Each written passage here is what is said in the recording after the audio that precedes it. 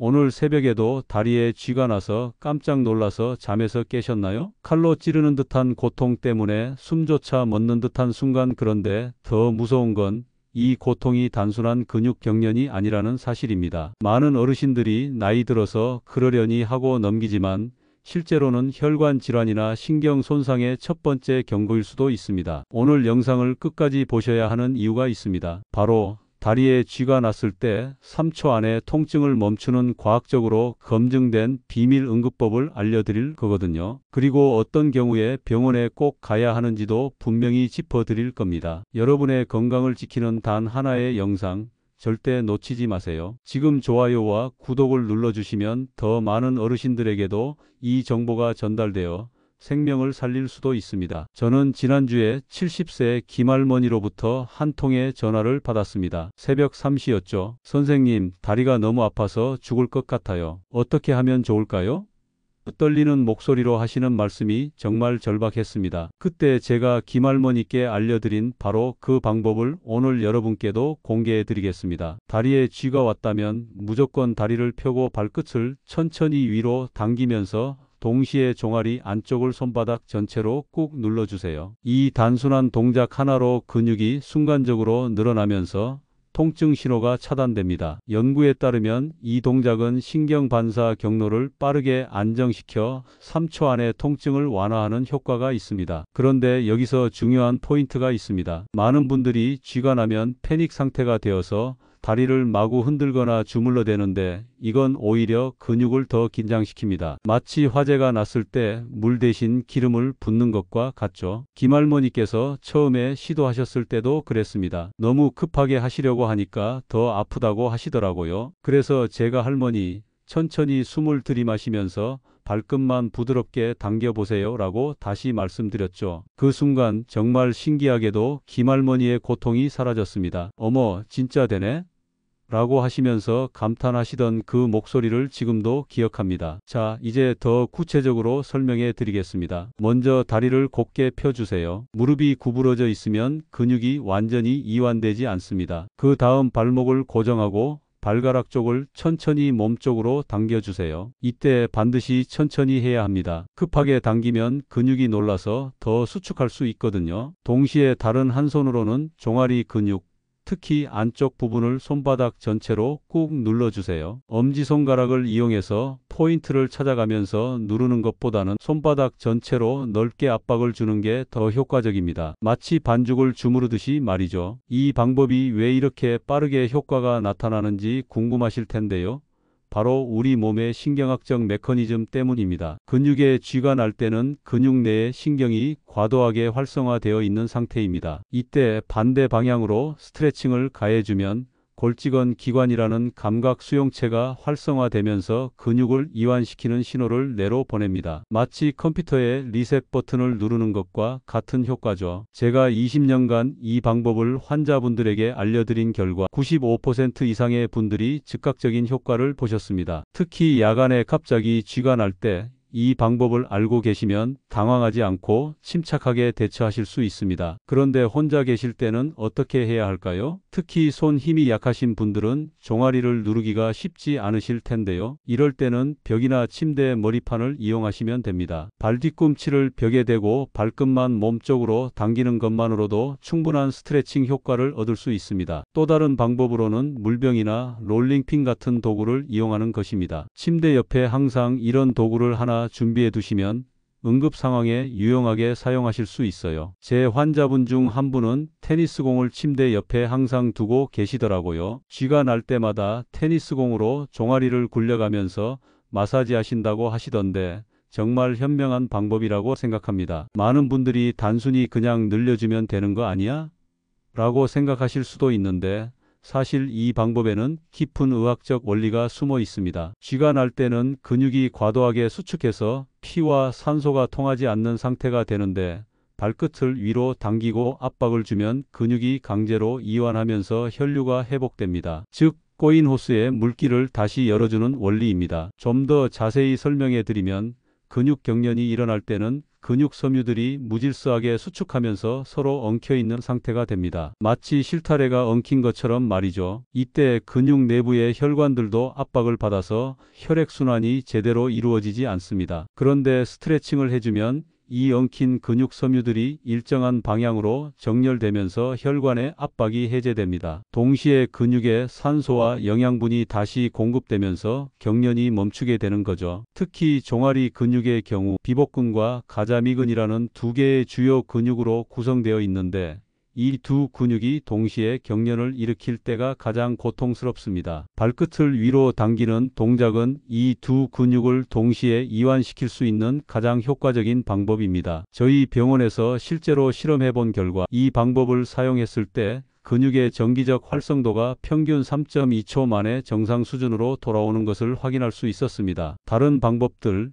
예를 들어 단순히 마사지만 하거나 온찜질을 하는 것보다 훨씬 빠른 효과를 보였죠. 또한 이 방법의 또 다른 장점은 재발 방지 효과입니다. 한번 제대로 된 스트레칭으로 근육을 이완시켜주면 그날 밤 다시 쥐가 날 확률이 현저히 줄어듭니다. 이는 근육의 기억 효과 때문인데 한번 올바른 이완 상태를 경험한 근육은 다시 그 상태를 유지하려는 경향이 있습니다. 실제로 제 환자분들 중에서 이 방법을 정확히 익히신 분들은 야간 다리 경련의 빈도가 80% 이상 감소했다고 보고해 주셨습니다. 단순히 통증을 해결하는 것을 넘어서서 숙면의 질까지 향상되는 효과를 보신 거죠. 이제 실제로 여러분이 따라할 수 있는 구체적인 방법들을 단계별로 알려드리겠습니다. 먼저 침대에서 쥐가 났을 경우입니다. 많은 분들이 쥐가 나면 벌떡 일어나려고 하시는데 사실 굳이 일어나실 필요 없습니다. 누운 상태에서도 충분히 해결 가능하거든요. 침대 위에서는 발 뒤꿈치를 벽이나 침대 발치벽에 대고 발끝만 몸쪽으로 당겨도 됩니다. 만약 벽이 너무 멀다면 베개나 쿠션을 발 밑에 놓고 그것을 밀면서 스트레칭 하셔도 좋습니다. 저희 환자분 중 한 분인 이 할아버지는 처음에 이 방법을 시도할 때 너무 힘을 세게 주셨다가 오히려 더 아프다고 하셨어요. 그래서 제가 할아버지 마치 아기 재우듯이 부드럽게 해보세요 라고 말씀드렸더니 그제서야 올바른 강도를 터득하시더라고요. 힘의 조절이 정말 중요합니다. 손 힘이 부족하다면 주먹이나 물병을 이용해 종아리를 눌러도 효과적입니다. 특히 물병은 무게도 적당하고 표면이 매끄러워서 마사지 도구로 활용하기에 아주 좋습니다. 500ml 생수병 정도가 가장 적당한 크기와 무게라고 생각됩니다. 중요한 건 빠르게 그러나 천천히 당기는 것입니다. 이 말이 모순적으로 들리실 수도 있는데 동작의 시작은 빠르게 하되 스트레칭 자체는 천천히 지속한다는 의미입니다. 급하게 하면 근육이 더 놀라서 오히려 수축할 수 있거든요. 또 하나 중요한 팁은 호흡입니다. 쥐가 나면 대부분 숨을 멈추거나 얕은 호흡을 하게 되는데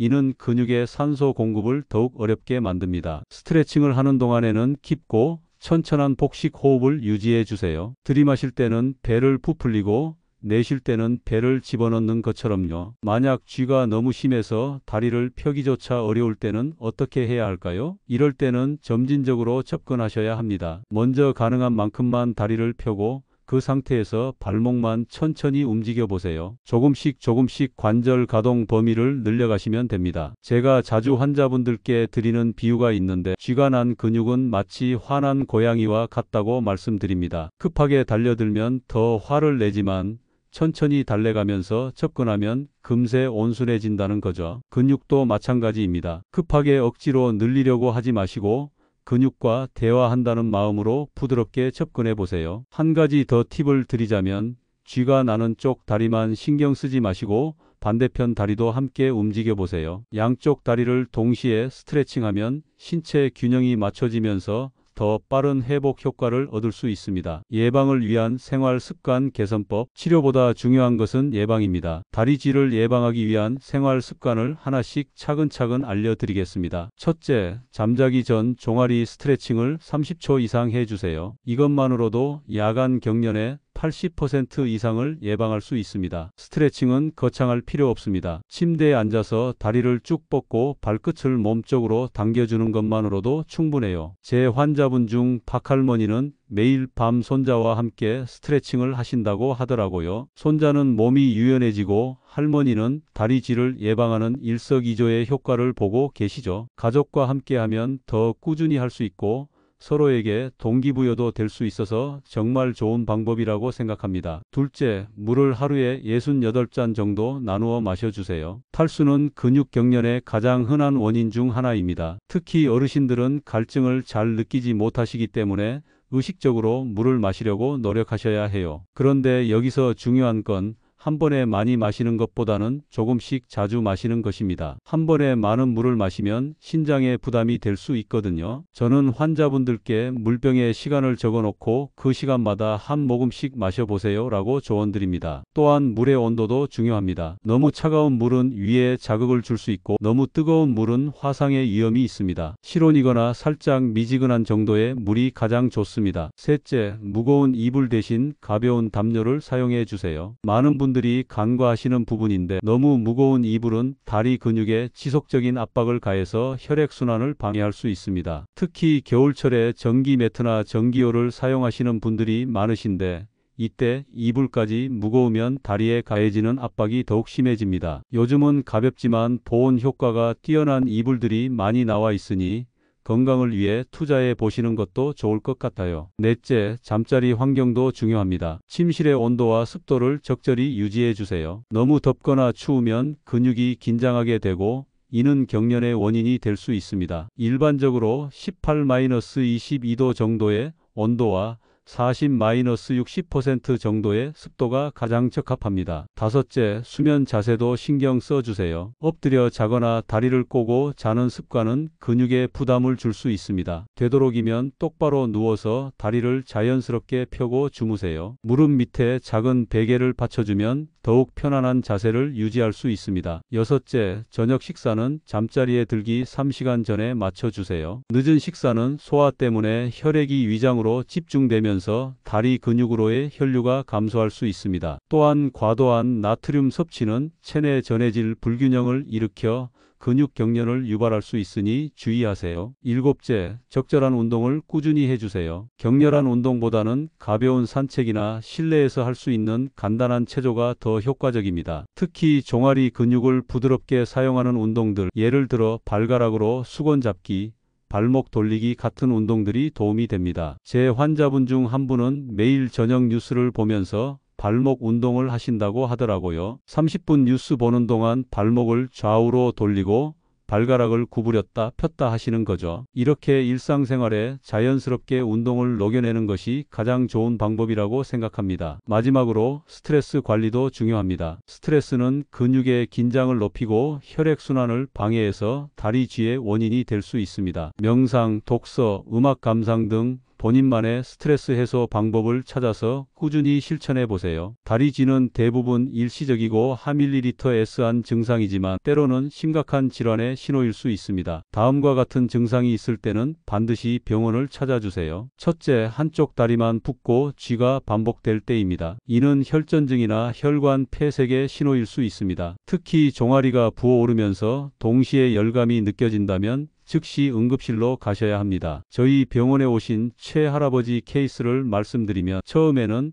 단순한 다리쥐라고 생각하고 계셨는데 한쪽 다리만 계속 붓고 쥐가 나더라고요. 검사를 해보니 깊은 정맥 혈전증이 있으셨던 거죠. 다행히 빨리 발견해서 치료할 수 있었지만 만약 늦었다면 폐색 전증으로 이어질 수도 있었던 위험한 상황이었습니다. 둘째, 쥐가 풀린 후에도 통증이 몇 시간 이상 이어질 때입니다. 일반적인 근육 경련은 스트레칭 후 10-15분 내에 완전히 회복되어야 합니다. 만약 그보다 오래 지속된다면 근육 손상이나 다른 질환을 의심해 볼 필요가 있습니다. 셋째, 다리가 차갑거나 창백해질 때입니다. 이는 혈액순환 장애의 명백한 신호입니다. 특히 당뇨병이나 고혈압이 있으신 분들은 말초혈관 질환의 위험이 높기 때문에 더욱 주의 깊게 관찰하셔야 합니다. 넷째, 다리쥐와 함께 호흡 곤란, 가슴 통증, 어지럼증 등이 동반될 때입니다. 이런 증상들은 심혈관계 문제의 신호일 수 있습니다. 특히 밤에 갑자기 숨이 차면서 다리에 쥐가 난다면 심부전을 의심해 볼 필요가 있습니다. 다섯째, 근력 약화나 감각 이상이 함께 나타날 때입니다. 다리에 쥐가 나면서 동시에 발가락에 감각이 둔해지거나 발목에 힘이 빠진다면 신경계 질환의 가능성이 있습니다. 여섯째, 다리 쥐의 빈도가 갑자기 증가할 때입니다. 일주일에 한 번 정도 나던 것이 갑자기 매일 밤 나기 시작한다면 몸에 어떤 변화가 생겼다는 신호일 수 있습니다. 전해질 불균형,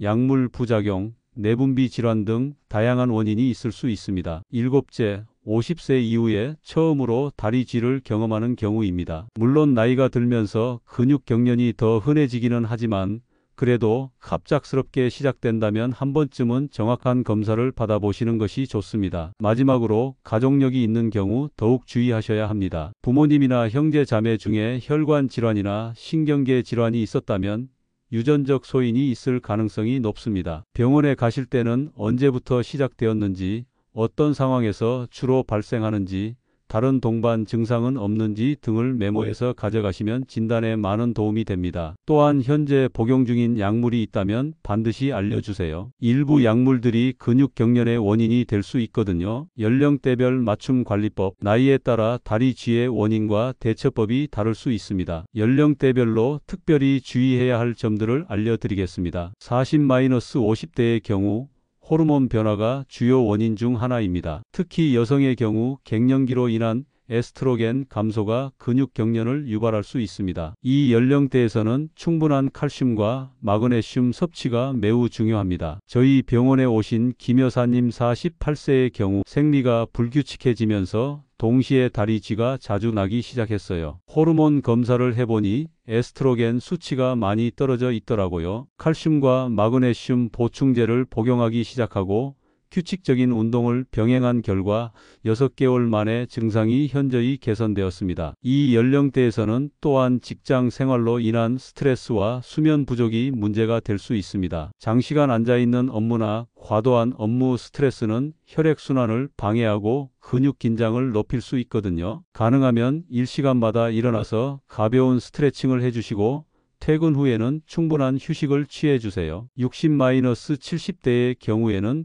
혈관 질환과 약물 부작용을 특히 주의해야 합니다. 이 연령대에서는 고혈압, 당뇨병, 고지혈증 등으로 인해 여러 가지 약물을 복용하시는 경우가 많은데 일부 약물들이 전해질 불균형을 일으켜 근육 경련을 유발할 수 있습니다. 특히 이뇨제를 복용하시는 분들은 칼륨이나 마그네슘 결핍이 생기기 쉽습니다. 정기적인 혈액 검사를 통해 전해질 수치를 확인하시고 필요하다면 담당 의사와 상의해서 보충제를 복용하시는 것이 좋습니다. 또한 이 연령대에서는 근육량 감소 근감 소증도 중요한 요인입니다. 나이가 들면서 자연적으로 근육량이 감소하는데 이로 인해 근육이 쉽게 피로해지고 경련이 일어나기 쉬워집니다. 가벼운 근력 운동을 꾸준히 하시는 것이 중요해요. 70세 이상의 고령층에서는 안전이 가장 중요합니다. 다리에 쥐가 나서 갑자기 일어나려다가 낙상하는 경우가 많거든요. 침대 옆에는 항상 손전등을 준비해 두시고 쥐가 나더라도 급하게 일어나지 마시고 누운 상태에서 먼저 스트레칭을 해주세요. 또한 이 연령대에서는 탈수가 특히 위험합니다. 갈증을 잘 느끼지 못하시고 화장실 가는 것이 번거로워서 물을 적게 드시는 경우가 많은데 이는 근육 경련뿐만 아니라 다른 심각한 문제들을 일으킬 수 있습니다. 가족들이 어르신의 수분 섭취량을 체크해 드리는 것이 좋겠어요. 영양소와 다리 쥐의 관계. 많은 분들이 간과하시는 부분이 영양소와 근육 경련의 관계입니다. 특정 영양소의 부족이나 과잉이 다리 쥐의 직접적인 원인이 될 수 있거든요. 먼저 마그네슘 부족이 가장 흔한 원인 중 하나입니다. 마그네슘은 근육의 이완에 필수적인 역할을 하는데 부족하면 근육이 제대로 이완되지 않아서 경련이 일어납니다. 하루 권장량은 성인 남성 기준 400-420mg, 여성 기준 310-320mg 정도입니다. 마그네슘이 풍부한 음식으로는 견과류, 씨앗류,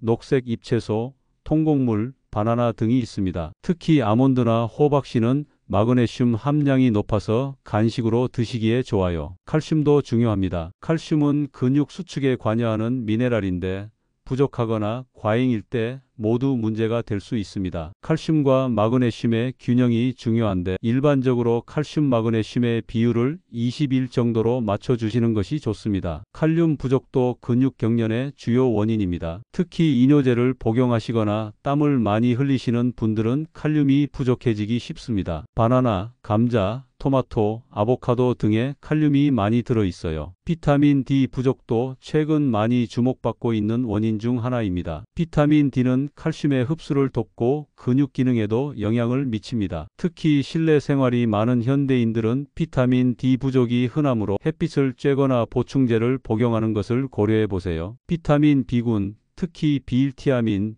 비육피리독신, B12코발라민도 신경 기능과 관련이 있어서 부족하면 근육 경련을 일으킬 수 있습니다. 통곡물, 육류, 생선, 계란 등을 골고루 드시면 자연스럽게 섭취할 수 있어요. 반대로 너무 많이 섭취하면 문제가 되는 것들도 있습니다. 나트륨을 과도하게 섭취하면 체내 전해질 균형이 깨져서 근육 경련을 유발할 수 있습니다. 가공식품, 짠 음식을 줄이고 신선한 음식 위주로 드세요. 카페인도 과다 섭취하면 문제가 될 수 있습니다. 카페인은 마그네슘의 흡수를 방해하고 탈수를 촉진할 수 있거든요. 하루에 커피 2-3잔 정도는 괜찮지만 그보다 많이 드시면 줄여보시는 것이 좋겠어요. 알코올도 마찬가지입니다. 알코올은 이뇨 작용을 해서 탈수를 일으키고 마그네슘과 칼륨의 배출을 증가시킵니다. 특히 저녁에 알코올을 많이 드시면 야간에 다리 쥐가 날 위험이 높아져요. 영양소를 음식으로 섭취하는 것이 가장 좋지만 필요에 따라서는 보충제를 활용하실 수도 있습니다. 다만 보충제를 복용하실 때는 반드시 의사나 약사와 상의하세요. 특히 다른 약물을 복용 중이시거나 만성 질환이 있으신 분들은 더욱 주의하셔야 합니다. 계절별 관리 요령. 계절에 따라서도 다리 쥐의 발생 패턴이 달라집니다. 각 계절별 특성을 이해하고 적절히 대비하시는 것이 중요해요. 봄철에는 활동량이 갑자기 늘어나면서 근육이 적응하지 못해 경련이 생기기 쉽습니다. 겨울에 운동량이 줄어들었던 근육이 갑자기 많이 사용되면서 피로해지는 거죠. 봄에 운동을 시작하실 때는 강도를 천천히 늘려가시는 것이 좋습니다. 또한 봄철에는 환절기 감기나 알레르기로 인해 약물 복용이 늘어나는데 일부 약물들이 전해질 불균형을 일으킬 수 있으니 주의하세요. 여름철에는 탈수와 전해질 불균형이 가장 큰 문제입니다. 땀을 많이 흘리면서 수분과 함께 나트륨, 칼륨, 마그네슘 등이 빠져나가거든요. 여름철에는 물만 마시는 것보다는 전해질이 포함된 음료나 과일을 함께 섭취하시는 것이 좋습니다. 에어컨 사용으로 인한 체온 변화도 근육 경련의 원인이 될 수 있어요. 너무 차가운 환경에 오래 있으면 근육이 수축하게 되거든요. 에어컨을 사용하실 때는 온도를 너무 낮게 설정하지 마시고 바람이 직접 몸에 닿지 않도록 주의하세요. 가을철에는 일교차가 큰 것이 문제가 될 수 있습니다. 낮에는 덥다가 밤에는 갑자기 추워지면 근육이 적응하지 못해서 경련이 생기기 쉬워요. 가을철에는 이불을 2개 준비해서 온도 변화에 대비하시는 것이 좋겠어요. 겨울철에는 추위로 인한 혈관 수축이 가장 큰 문제입니다. 추운 환경에서는 혈관이 수축해서 근육으로의 혈액 공급이 줄어들게 됩니다. 겨울철에는 실내 온도를 적절히 유지하고 잠자리에서 발을 따뜻하게 해주는 것이 중요해요. 하지만 너무 뜨거운 온열 기구는 오히려 위험할 수 있습니다. 전기 매트나 온수 매트를 사용하실 때는 온도를 적절히 조절하시고 장시간 사용은 피하세요. 특히 당뇨병이 있으신 분들은 감각이 둔해져서 화상을 입을 위험이 있으니 더욱 주의하셔야 합니다. 동반 질환과의 관계. 다리 쥐는 때로 다른 질환의 증상으로 나타날 수 있습니다. 주요 질환들과의 관계를 알아두시면 조기 발견에 도움이 될 거예요. 당뇨병 환자분들에게서 다리 쥐가 흔하게 나타납니다. 당뇨병으로 인한 신경 손상, 당뇨병성 신경병증이 근육 경련을 일으킬 수 있거든요. 또한 당뇨병 약물 중 일부가 전해질 불균형을 일으켜서 근육 경련의 원인이 되기도 해요. 당뇨병이 있으신 분들은 혈당 관리를 철저히 하시고 정기적으로 신경기능 검사를 받으시는 것이 중요합니다. 또한 발 관리에도 특별히 신경 써주세요. 신장 질환도 다리 쥐와 밀접한 관련이 있습니다. 신장 기능이 떨어지면 전해질 균형을 맞추기 어려워지고 체내 독소가 축적되면서 근육과 신경에 영향을 미칠 수 있어요. 만성 신부전 환자분들은 투석을 받는 과정에서 수분과 전해질의 급격한 변화가 생겨서 근육 경련이 자주 발생합니다. 이런 분들은 의료진과 상의해서 적절한 전해질 보충을 받으셔야 해요. 간 질환이 있는 분들도 주의하셔야 합니다. 간은 여러 영양소의 대사에 중요한 역할을 하는데 간 기능이 떨어지면 비타민과 미네랄의 흡수와 이용에 문제가 생길 수 있거든요. 특히 간경화 환자분들은 폭수가 차면서 전해질 불균형이 생기기 쉽고 이로 인해 근육 경련이 발생할 수 있어요. 갑상선 질환도 근육 경련과 관련이 있습니다. 갑상선 기능 항진증이 있으면 신진대사가 과도하게 활발해져서 근육이 쉽게 피로해지고 경련이 생길 수 있어요. 반대로 갑상선 기능 저하증이 있으면 근육의 수축과 이완이 제대로 이루어지지 않아서 경련이 발생할 수 있습니다. 임신 중에도 다리 쥐가 흔하게 나타납니다. 임신 중에는 호르몬 변화, 체중 증가, 혈액량 증가 등으로 인해 근육 경련이 생기기 쉬워요. 특히 임신 후기에는 태아가 혈관을 압박해서 하지로의 혈류가 감소할 수 있습니다. 임신부들은 충분한 칼슘과 마그네슘을 섭취하고 적절한 운동을 하는 것이 중요해요. 다만 임신 중에는 약물 복용에 제한이 있으니 보충제를 복용하실 때는 반드시 산부인과 의사와 상의하세요. 류마티스 관절염이나 다른 자가 면역 질환이 있는 분들도 근육 경련을 경험할 수 있습니다. 염증으로 인한 근육과 관절의 손상, 그리고 치료를 위해 사용하는 약물들이 근육 경련의 원인이 될 수 있어요. 심리적 요인과 스트레스 관리. 많은 분들이 놓치는 부분이 심리적 요인입니다. 스트레스, 불안, 우울 등이 근육 긴장을 높여서 다리 쥐의 원인이 될 수 있거든요. 스트레스를 받으면 우리 몸에서 코르티솔이라는 호르몬이 분비됩니다. 이 호르몬이 과도하게 분비되면 근육의 긴장이 높아지고 전해질 균형에도 영향을 미쳐서 근육 경련을 일으킬 수 있어요. 특히 잠자리에 들기 전에 하루 종일의 스트레스가 한꺼번에 몰려오면서 근육이 긴장하게 되는 경우가 많습니다. 이럴 때는 잠자기 전에 간단한 이완 요법을 해보시는 것이 도움이 될 수 있어요. 복식 호흡법이 가장 간단하면서도 효과적인 방법입니다. 코로 깊이 숨을 들이마시면서 배를 부풀리고 입으로 천천히 내쉬면서 배를 집어넣어 보세요. 5-10분 정도만 해도 근육의 긴장이 완화됩니다. 점진적 근육 이완법도 좋은 방법입니다. 발가락부터 시작해서 종아리, 허벅지, 복부, 어깨,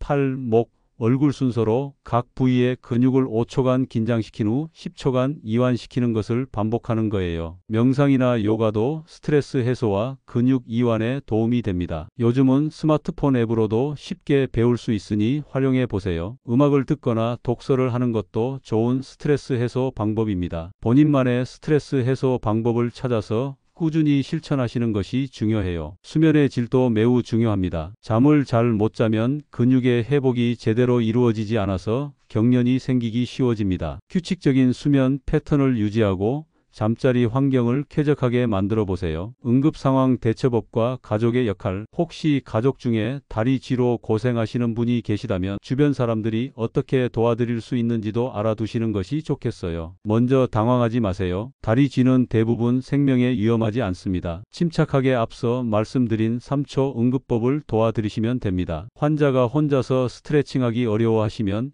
가족이 도와드릴 수 있습니다. 환자의 다리를 부드럽게 잡고 발끝을 몸쪽으로 당겨주시면 되는데 이때 절대 급하게 하면 안 됩니다. 천천히 부드럽게 해주세요. 동시에 종아리 근육을 손바닥으로 부드럽게 마사지해 주시면 더욱 효과적입니다. 너무 세게 누르지 마시고 원을 그리면서 부드럽게 주물러 주세요. 만약 환자가 너무 아파서 움직일 수 없다고 하시면 따뜻한 수건으로 찜질을 해드리는 것도 도움이 됩니다. 하지만 너무 뜨거우면 화상의 위험이 있으니 적당한 온도로 해주세요. 쥐가 풀린 후에는 충분한 수분 섭취를 도와드리세요. 물이나 이온 음료를 조금씩 자주 마시도록 권해드리시면 됩니다. 가장 중요한 것은 환자를 안심시켜 드리는 것입니다. 다리 쥐는 매우 고통스럽지만 대부분 일시적이라는 점을 알려드리고 곧 나아질 거라고 격려해 주세요. 만약 다음과 같은 증상이 있다면 즉시 응급실로 가셔야 합니다. 쥐가 풀린 후에도 1시간 이상 심한 통증이 지속될 때, 다리가 붓고 변색될 때, 호흡 곤란이나 가슴 통증이 함께 나타날 때, 의식을 잃거나 발열이 있을 때, 응급실에 갈 때는 언제부터 증상이 시작되었는지,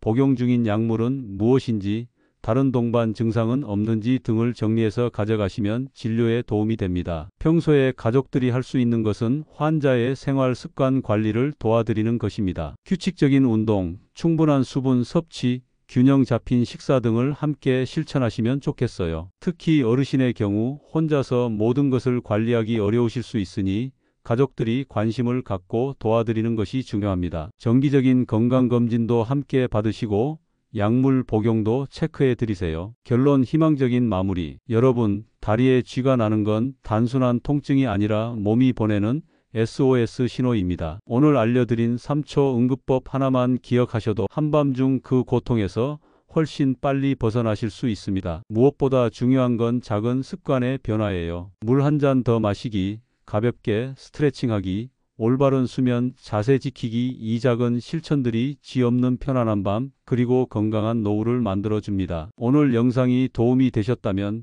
좋아요와 구독 눌러주시고 가족과 친구들에게도 꼭 공유해 주세요. 여러분의 작은 클릭이 누군가의 건강을 지키는 큰 힘이 됩니다. 여러분의 경험담도 댓글로 남겨주세요. 혹시 본인만의 쥐 대처법이 있다면 다른 분들에게 큰 도움이 될 수 있습니다. 함께 건강한 100세 시대를 만들어 갑시다.